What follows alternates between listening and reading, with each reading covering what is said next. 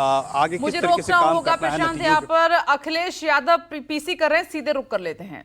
पर पर्दा डालना, जैसे मणिपुर में अपने संगी साथियों द्वारा बेटी के साथ मानवीय व्यवहार में, बीएचयू छात्र अभद्रता कांड में, खीरी किसान हत्याकांड में, हाथरस की बेटी के बलात्कार हत्या व कानपुर देहात कांड में जहां मां बेटी को झोपड़ी में जिंदा जलाकर मार डाला, ऐसे अनगिनत उदाहरण हैं। शारीरिक रूप से देखें तो भाजपा लोगों के शरीर स्वास्थ्य से भी खिलवाड़ किया, उसके भी दोषी हैं। भाजपा ने बिना जांच परखे जानलेवा वैक्सीन लगवाई, कमीशन खाकर गलत दवाइयों को पास करके लोगों का जीवन खतरे में डाला। इसका सीधा असर जनता की सेहत पर पड़ेगा और आने वाली पीढ़ियों की तंदुरुस्ती पर भी। भाजपा पीढ़ियों पर प्रहार की दोषी भी है। मनोवैज्ञानिक रूप से लोगों के दिल और दिमाग में जानलेवा वैक्सीन लगवाने के बाद बीमार होने पर डर बैठा दिया। महिलाओं के अंदर असुरक्षा का भाव घर कर गया। युवा अनएम्प्लॉयमेंट या अंडर एम्प्लॉयमेंट से डिप्रेशन का शिकार हुआ। राजनीतिक रूप से चंडीगढ़ के मेयर चुनाव में कैमरे के सामने धांधली की, चुनी हुई सरकारें गिराई, खरीद फरोख्त का नकारात्मक सियासत को जायज ठहराया, पारिवारिक रूप से राजनीतिक फायदे के लिए परिवारों को लड़वा दिया, भाई के खिलाफ भाई को। मानसिक रूप से भाजपा ने अपने ही समर्थकों को हिंसक बनाया, मॉब लिंचिंग को मानसिक रूप से सही ठहराने की साजिश की, आपराधिक रूप से ऐसे लोगों को मंत्री पद दिया और बनाए भी रखा जिन्होंने किसानों की हत्या की, जो महिलाओं पर अत्याचार शोषण के दोषी हैं। न्यायालय तक में अपने लोग पिछले दरवाजे से सेट किए, न्यायाधीशों से खुलकर एक विचारधारा विशेष के लिए बयान दिलवाए, न्यायाधीशों को राजनीतिक पदों पर लालच देकर कानून तक को अपनी भ्रष्ट सोच से मैला कर दिया। यही काम यूनिवर्सिटी, कॉलेज, स्कूलों में किया। नौकरशाही में लेटरल एंट्री के बहाने यही धांधली की। योजना आयोग खत्म किया।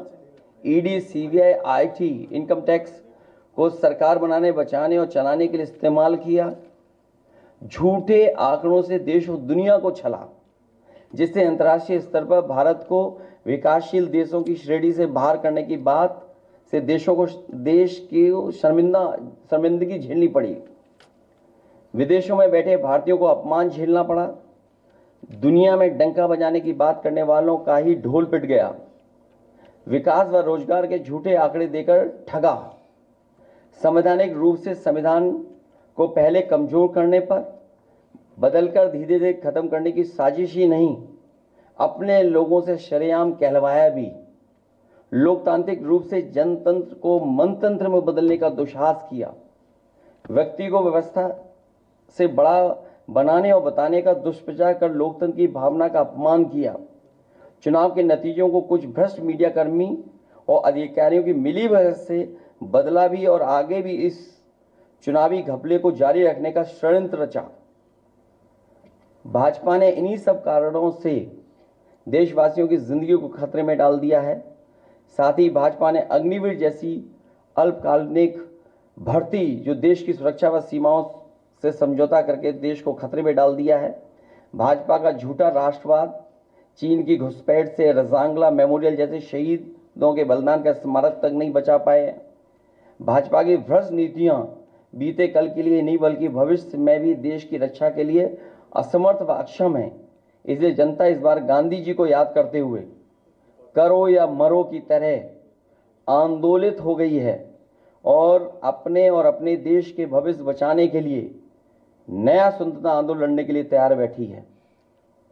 जनता स्वतंत्रता सेनानियों की तरह बलिदान करने के लिए तैयार है, क्योंकि भाजपा काल में उसका जीवन तो वैसे ही दूभर हो गया है।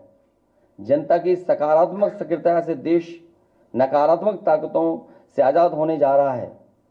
देश प्रेमी 140 करोड़ जनता की शक्ति के आगे भ्रष्ट और संकीर्ण सोच के चंद देश विरोधी लोग टिक नहीं सकते। देश का युवा फिर से कफन सर पर बांधकर कह रहा है, मेरा रंग दे बसंती चोला। मैं कहना चाहता हूं, इंडिया की जीत देश और देश की जनता की जीत साबित होगी। जय हिंद। आप सबका बहुत बहुत धन्यवाद।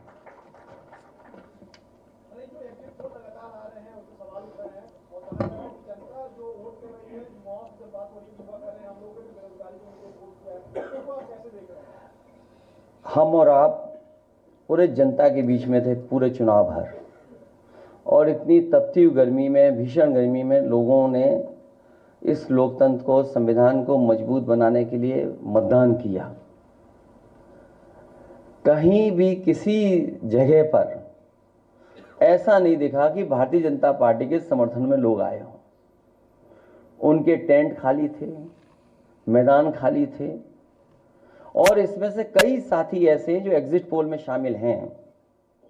वो और उनकी संस्थाएं भारतीय जनता पार्टी के लिए बूथ मैनेजमेंट का भी काम करती हैं, समय समय पर बूथ की जानकारी भी देती हैं।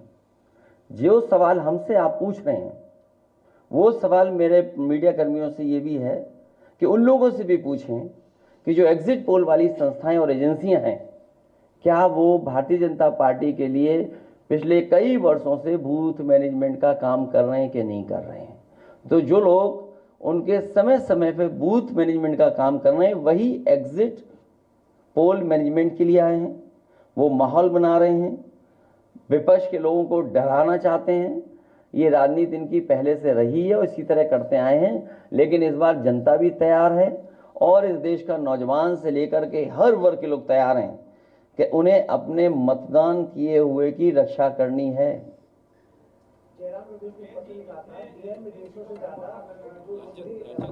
ये जो आप सवाल पूछ रहे हैं, ये कोई नया सवाल नहीं है। मुझसे बेहतर आप जानते होंगे, आपके भी संपर्क हैं। चुनाव भर किस तरीके का सरकार का व्यवहार रहा है या क्या निर्देश समय समय पर नीचे भेजे गए हैं। और रामपुर एक उदाहरण रहा है, संबल एक उदाहरण रहा है।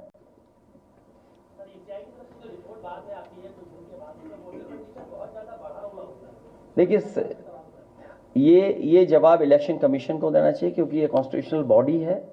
और अगर किसी को इस बात का शक है कि वोट आखिरकार क्यों बढ़ रहा है, जो फॉर्म 17C है उसमें पूरी जानकारी है कि कितना वोट पड़ा है। मुझे उम्मीद है कि इलेक्शन कमीशन तमाम नियमों का पालन करेगा और एजेंट से लेकर के जो जानकारी है वो भी सही देंगे। एजेंट जो मौके पर रहेंगे उनको भी सुरक्षा का इंतजाम